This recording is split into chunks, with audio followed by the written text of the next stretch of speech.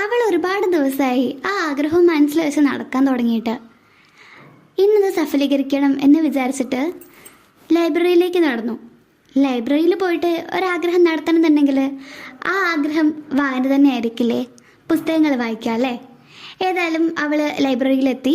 അവിടെ അടുക്കി പെറുക്കി വെച്ചിരിക്കുന്ന പുസ്തകങ്ങളിൽ നിന്ന് തനിക്കിഷ്ടപ്പെട്ട ഒരു ചെറിയ പുസ്തകം എടുത്തു. അവൾ വായനയുടെ ആദ്യ കാലഘട്ടത്തിലായിരുന്നു, അല്ലെങ്കിൽ തുടക്ക കാലത്തിലായിരുന്നു. അതുകൊണ്ട് തന്നെ ഏറ്റവും ചെറിയ പുസ്തകങ്ങളാണ് തിരഞ്ഞെടുത്തിരുന്നത്.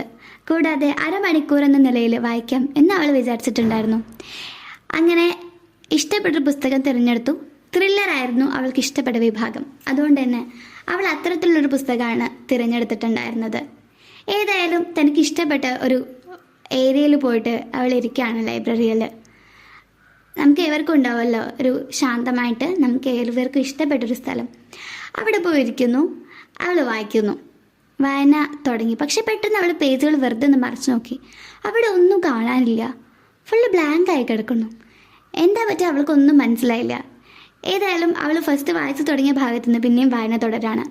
പക്ഷേ വായന തുടർന്ന് പോകും തോറും അവൾക്ക് അത്ഭുതം തോന്നിക്കൊണ്ടിരുന്നു. അതായത് അവൾ ഈ ബ്ലാങ്ക് പേജ് കണ്ടു എന്ന് പറഞ്ഞില്ലേ, ആ പേജിലൊക്കെ അക്ഷരങ്ങൾ കണ്ടു തുടങ്ങിയിരിക്കുന്നു. എന്താ സംഭവിക്കണത് അവൾക്കൊന്നും മനസ്സിലായില്ല. ഏതായാലും അവൾ വായിച്ച് ഒടുവിൽ കുറച്ച് പേജുകൾ കഴിഞ്ഞപ്പോൾ അവിടെ എന്തൊക്കെയോ കോഡുകൾ കാണുന്നു. ഇതെന്താ സംഭവം എന്ന് അവൾക്ക് ആദ്യം മനസ്സിലായില്ല. ഏതായാലും അവൾ പിന്നെ പെട്ടെന്നൊരു തീരുമാനം എടുക്കുകയാണ്. ഏതായാലും താൻ വായിക്കല്ലേ, അപ്പോൾ വായന കൂട്ടായ്മകൾ ഉണ്ടാവില്ലേ, അവിടെ ഒന്ന് ജോയിൻ ചെയ്യാമെന്ന് വിചാരിച്ചു. അങ്ങനെ അവൾ മെമ്പർഷിപ്പ് എടുക്കുന്നു.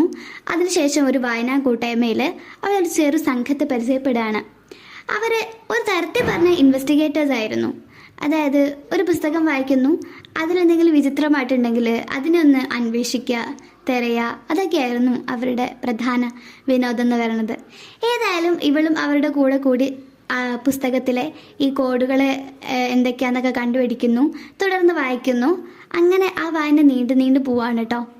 ഏതായാലും ആ വായന നീണ്ടുപോയി. അവസാനം ആ പുസ്തകത്തിൽ അവളൊരു പ്രത്യേകതരം സാധനം കാണാണ്. എന്താണെന്ന് അവൾക്ക് മനസ്സിലായില്ല. ഒരു ചെറിയ ബോക്സ്. ആ ബോക്സ് എന്തോ ഒരു സാധനങ്ങൾ കൊണ്ട് ഒട്ടിച്ചിരിക്കുന്നു. അവൾ ഏതായാലും അത് പറിച്ച് എടുത്ത് മെല്ലെ അത് തുറന്നു നോക്കുകയാണ്. തുറന്നു നോക്കുമ്പോഴാണ് കണ്ടത്, കൺഗ്രാജുലേഷൻസ്, നിങ്ങൾ റീഡിങ് ഹാബിറ്റ് എന്ന് പറഞ്ഞത് ഒരു ശീലമാക്കി എടുത്തിരിക്കുന്നു. ഇതാണ് നിങ്ങൾക്ക് ഈ പുസ്തകം കൊണ്ട് ലഭിക്കാവുന്ന ഏറ്റവും വലിയ ഉപകാരം എന്ന് പറഞ്ഞിട്ട്, അല്ലെങ്കിൽ നിങ്ങൾക്ക് കിട്ടാവുന്ന ഒരു റിവാർഡ് എന്ന് പറഞ്ഞിട്ട് അവൾ അതിശയപ്പെടുകയാണ്. അതായത് അവൾ അന്ന് വായിക്കാൻ തുടങ്ങിയപ്പോഴത്തേക്കും ദിവസങ്ങൾ കുറച്ചായിരുന്നു. അവൾ വായന ശീലമാക്കിയിരുന്നു. ഏതായാലും ഞാൻ ഇത്രയും പറഞ്ഞത് ഇപ്പോൾ എന്തിനാണെന്നാണ് ആലോചിക്കുന്നത്. Anyway, welcome to daily insights and today's topic is how to create reading habit. വായനാശീലം എങ്ങനെ ഉണ്ടാക്കിയെടുക്കാം എന്നുള്ളതാണ് ഇന്നത്തെ ഡെയിലി ഇൻസൈറ്റിലെ ടോപ്പിക്ക്. അതിന് വേണ്ടിയിട്ടാണ് ഞാൻ ഇത്തരം ഒരു കഥ പറഞ്ഞിട്ടുള്ളത്. ഇതിൽ ഈ കുട്ടി അനുകരിക്കുന്ന ഈ കുട്ടി ചെയ്യുന്ന ഒരുപാട് കാര്യങ്ങളുണ്ട്. അത്തരം കാര്യങ്ങളൊക്കെ നമുക്ക് മാതൃകയാക്കാവുന്നതാണ്. എല്ലാവരും പോയിന്റ്സ് ആയിട്ടാണ് ഞാനതൊരു മറ്റൊരു രീതിയിൽ അവതരിപ്പിക്കാൻ ശ്രമിച്ചു എന്ന് മാത്രം. പിന്നെ ഈ വായനകൾക്ക് ഒരുപാട് ആസ്പെക്റ്റ് ഉണ്ട് കേട്ടോ. നമ്മൾ കണ്ടുകൊണ്ടും ചെവി കൊണ്ടും ഒക്കെ നമ്മൾ ഈ ലോകത്ത് കാണുന്നില്ലേ, അതിൽ നമുക്ക് എന്ത് ചെയ്യാം, എല്ലാം കൂടി സംയോജിപ്പിച്ച് നമുക്ക് ഹൃദയം കൊണ്ട് വായിക്കാൻ പറ്റും. അത്തരത്തിലും വായനയ്ക്ക് മറ്റൊരു ആസ്പെക്റ്റ് കൂടെയുണ്ട്.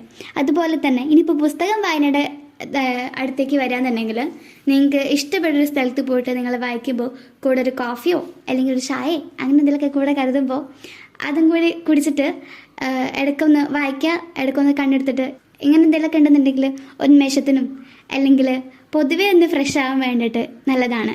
എനിക്ക് അത് ഭയങ്കര ഇഷ്ടമുള്ളതുകൊണ്ടാണ് കേട്ടോ ഞാനതും കൂടി ആഡ് ചെയ്യാൻ കാരണം.